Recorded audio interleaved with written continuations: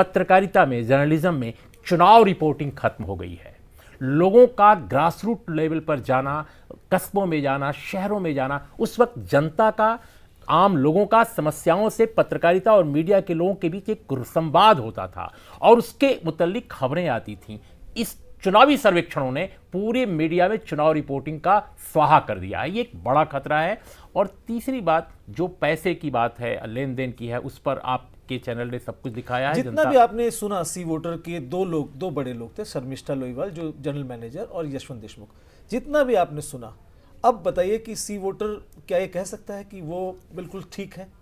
देखिए, मैं कह रहा हूं कि ये केवल एक संस्था की बात नहीं है, कमोबेश सभी संस्थाओं के साथ इस तरह का संकट है। इस तरह की उनकी जो तौर तरीके हैं, उनकी जो मेथोडोलॉजी है, उनकी जो मैनेवरिंग है, उनकी जो बार्गेनिंग है, उनका जो मोल तोल है, वो कई सर्वेक्षणों को मैंने देखा है। और जैसा कि कुरैशी साहब कह रहे थे, मैं बिल्कुल सहमत हूं कि पेड न्यूज़ और इस तरह के ओपिनियन पोल के बीच क्या फ़र्क है, इसको क्यों नहीं इस पर डिबेट होती है इस देश में। और इस खुलासे के बाद आज निश्चित रूप से देश की जनता और जो पढ़े लिखे लोग हैं, समाज के जो सिविल सोसाइटी है, उसमें यह बहस होनी चाहिए कि पेड न्यूज़ पे कैसे बचाया जा रहा है लोगों को, कैसे ओपिनियन पोल के नाम पर पेड न्यूज़ का, पेड मत निर्माण का, ओपिनियन मेकिंग का, मैन्युफैक्चरिंग ऑफ ओपिनियन का ये कारोबार फल फूल रहा है। और इसमें सबसे बड़ी कैजुअलिटी न केवल मीडिया, हमारी डेमोक्रेसी हो रही है, क्योंकि हवा जो बहाई जा रही है, लोग कहते हैं उनकी हवा है,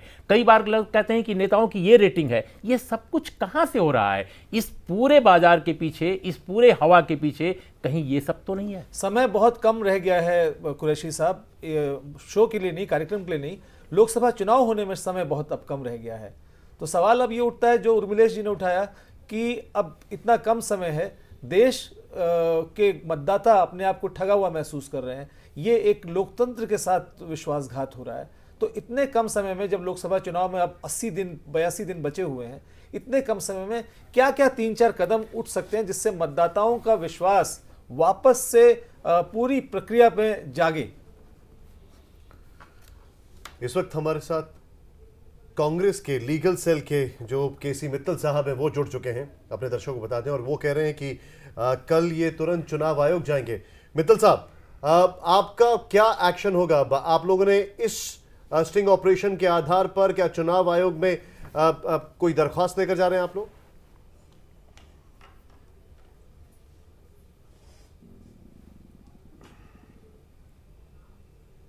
मैं उससे पहले आपको दो बात कहना चाह रहा हूं जी। सबसे पहले मैं न्यूज एक्सप्रेस को इस बात के लिए धन्यवाद करना चाहता हूं कि उन्होंने बहुत बढ़िया काम किया है। और दूसरी बात, आपके साथ कुरैशी साहब बैठे हैं जी, जो कि इलेक्शन कमीशन के मुखिया रहे हैं। मैं कुरैशी साहब का भी धन्यवाद करना चाह रहा हूं और मौजूदा इलेक्शन कमीशन जितने भी हैं उन सबका भी धन्यवाद करना चाह रहा हूं कि 1998 से इलेक्शन कमीशन का ये कंसिस्टेंट स्टैंड रहा है कि ओपिनियन पोल बैन होना चाहिए।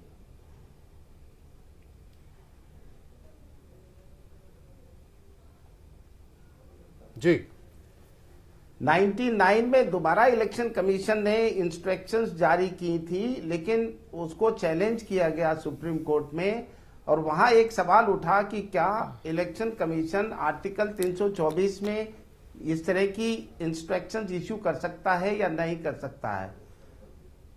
और कोर्ट की ऑब्जर्वेशन थी, जो कि ओरल ऑब्जर्वेशन थी, कि 324 की पावर इलेक्शन कमीशन की इस मामले में नहीं है,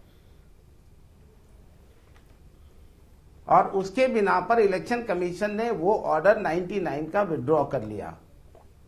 लेकिन दोबारा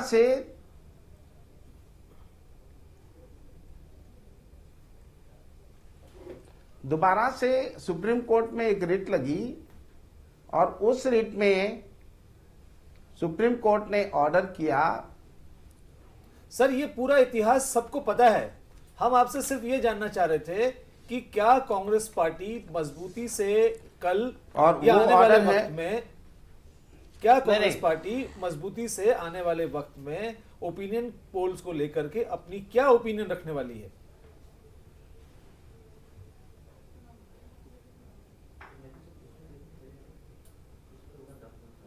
देखिए, मेरा ये मानना है कि ओपिनियन पोल को हम बहुत पहले से ये कहते आ रहे हैं और इलेक्शन कमीशन से हम बिल्कुल इत्तेफाक रखते हैं, तो इसको बैन होना चाहिए। उसके लिए हर तरह की कार्रवाई करनी चाहिए, यहां तक कि अगर ऑर्डिनेंस भी लाना पड़े तो लाना चाहिए। ये ठीक है, कांग्रेस की तरफ से बात हुई। एसवाई कुरैशी जो पूर्व मुख्य चुनाव आयुक्त थे, उन्होंने कहा ऑर्डिनेंस लाना चाहिए, अध्यादेश लाना चाहिए। केसी मित्तल जो कि लीगल सेल के अध्यक्ष हैं कांग्रेस के, उन्होंने कहा कि अध्यादेश लाना चाहिए तुरंत। सुधांशु मित्तल भारतीय जनता पार्टी के, सुधांशु जी, आपकी तरफ से ओपिनियन पोल को लेकर के इस वक्त जो अब ये बातें सामने आई हैं, ये बातें लगातार पहले भी होती रही हैं, कई सारे सवाल उठते रहे हैं ओपिनियन पोल्स को लेकर के, लेकिन अब जो स्टैंड इस वक्त कांग्रेस ने लिया है, बीजेपी का, भारतीय जनता पार्टी भी क्या इस मांग का समर्थन करती है कि अध्यादेश लाना चाहिए तुरंत? ऐसा एक तो केसी मित्तल जी जो कह रहे हैं ना, शायद वो अधिकृत नहीं है ये सब कहने के, क्योंकि ये निर्णय जो है किसी और स्तरों पे होते हैं। ऐसे हमारे यहाँ भी ये निर्णय जो है राष्ट्रीय कार्य जो हमारे ऑफिस बेरर्स हैं या जो लीडर ऑफ द ऑपोजिशन उनके लेवल पे होंगे, उसमें मैं आज कैसे कह सकता हूँ। जहाँ तक कि ये जो आपने दिखाया उसका सवाल है, मेरा तो शुरू से मानना है कि जिस तरह के ओपिनियन पोल्स ये मीडिया करवाती है उनकी सत्यता तो हो ही नहीं सकती। अब आप कल्पना करिए, इस देश में कोई कहता है मैंने 15,000 लोगों का ओपिनियन पोल करवाया, कोई कहता है 10,000।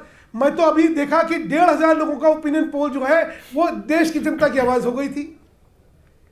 अब ना कोई मापदंड है, ना कोई स्टैंडर्ड्स है, ना कोई विश्वसनीयता है, लेकिन एक दुकानें चल रही हैं और उन दुकानों को सब समर्थन दे रहे हैं। और सभी जगह देखिए, कुछ एजेंसियां अच्छा काम भी करती थी, मैंने बहुत करवाया, शायद जितने ओपिनियन पोल्स मैंने करवाए बहुत कम लोगों के, लेकिन बड़े सैंपल के साथ करवाए हैं। एक एक विधानसभा की कॉन्स्टिट्यूंसी में 2-2 हजार का सैंपल, तब कहीं जाके विश्वसनीयता निकल के आती थी। यहां तो 2000 में देश का सैंपल हो जाता है। और एक और इसमें गड़बड़ हो रही है, एक नया ट्रेंड आ गया, पॉलिटिकल पार्टी कहती है ये हमारा सर्वे है, ये हमारा ओपिनियन पोल है और ये सत्यता हो गई, और टीवी चला रहे हैं उसको।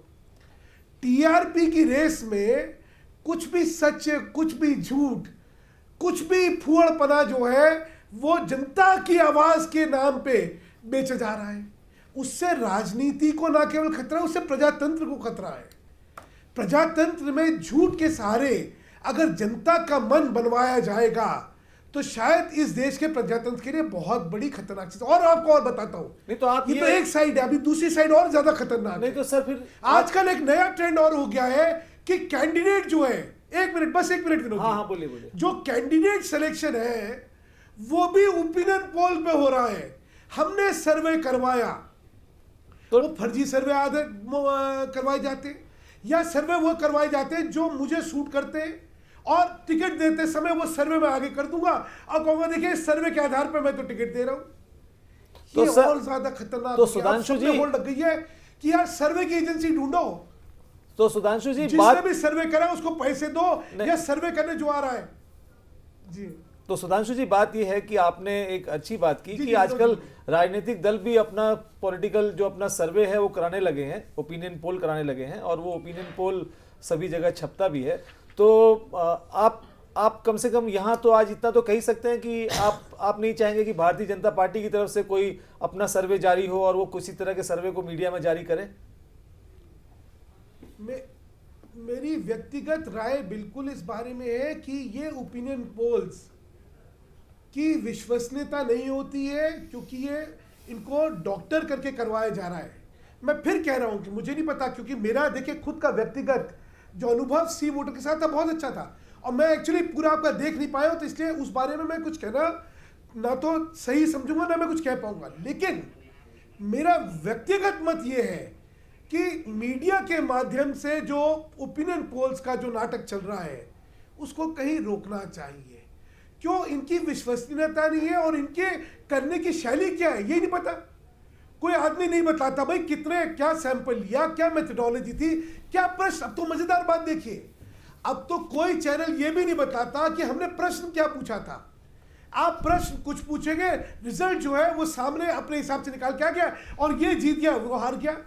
चलिए सर, किसी एक राजनीतिक संगठन के बारे में नहीं कहना चाहूंगा। चलिए सर, अभी हमारे पास कुछ और पूरी राजनीतिक व्यवस्था हमने चौपट कर दिया है। जी सुधांशु जी, इस पर हम वापस लौटते हैं। अभी हमारे पास कुछ और ओपिनियन पोल एजेंसियों के बारे में जानकारी है, हम आगे बढ़ते हैं। ऑपरेशन प्राइम मिनिस्टर में अब हम बात करते हैं एक ऐसी कंपनी की जिसका दावा है कि वो देश की बड़ी एजेंसी के जरिए शुरुआती दौर में ही आंकड़ों का ऐसा मैनिपुलेशन कर सकती है कि बिना दबाव, बिना पैसे के देश के सभी अखबारों और टीवी चैनलों में किसी भी पार्टी के पक्ष में पहले से फिक्स आंकड़े चलवाए जा सकते हैं।